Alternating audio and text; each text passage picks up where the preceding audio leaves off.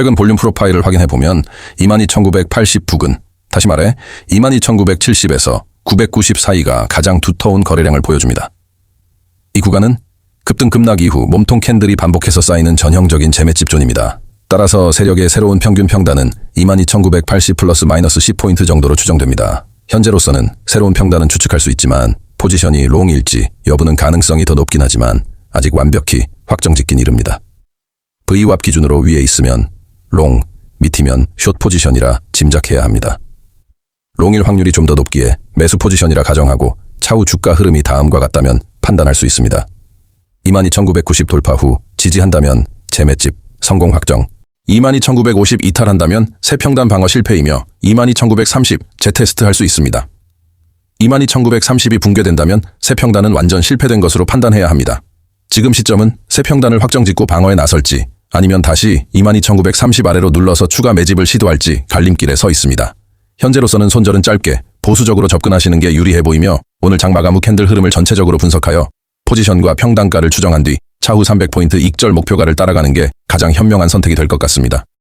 현재 차트상 세력의 새로운 평균 단가로 추정되는 22,980 부근을 다시 한번 지지 테스트 중입니다. 이 구간은 반복적으로 반등이 시도된 자리이며 매물대가 집중된 핵심 지점입니다.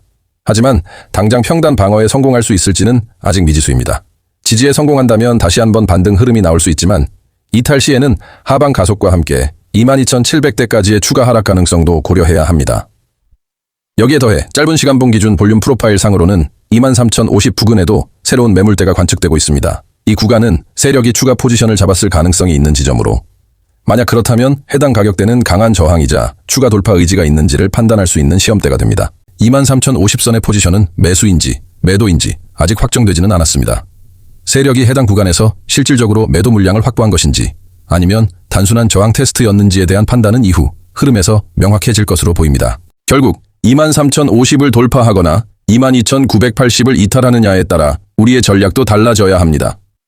롱 포지션을 고려한다면 23,050 돌파 여부를 확인한 뒤 최대 목표가는 23,280으로 설정할 수 있고 숏 포지션이라면 22,980 이탈 여부를 확인한 후 목표가는 22,750대까지 하락을 바라볼 수 있습니다.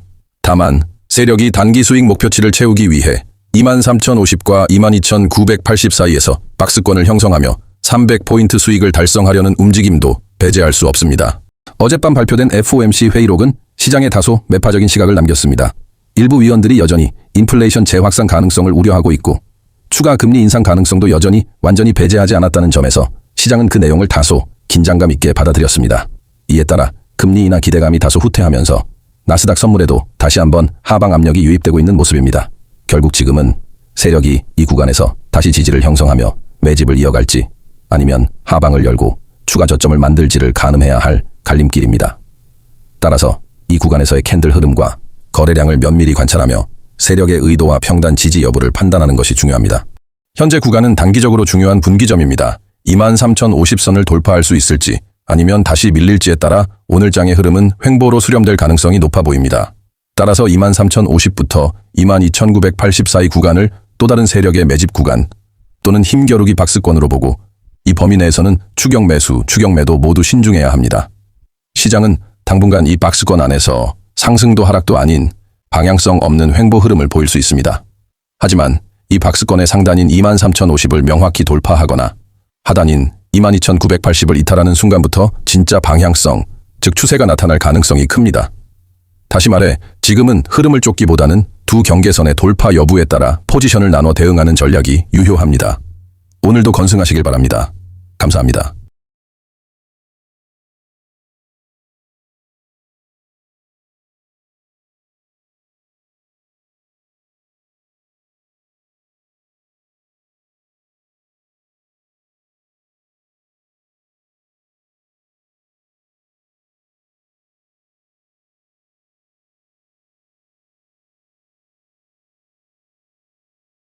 (23,050) 부근에서 새로운 매물대가 관찰되었던 어제 저는 처음에 또 다른 세력의 반대 포지션이라고 생각했습니다.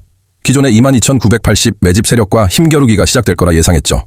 하지만 장마감 무렵 그 자리가 단순한 저항이 아니라는 게 점점 분명해졌습니다. 바로 익절하지 못한 매도 물량이 남아있는 자리, 즉 잔량 정리 구간이었던 것입니다. 그리고 오늘 프리장에서 갑작스럽게 큰 폭의 하락이 나왔습니다.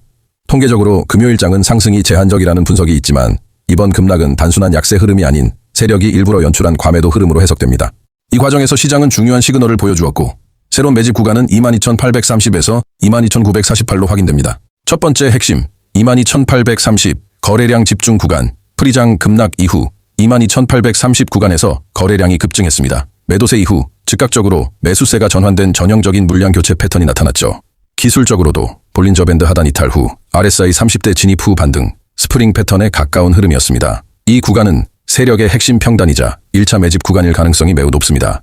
두 번째 핵심 22,880에서 22,948 보강 매집 구간 이 구간은 어제까지도 반복적으로 지켜졌던 세력의 기존 평단입니다.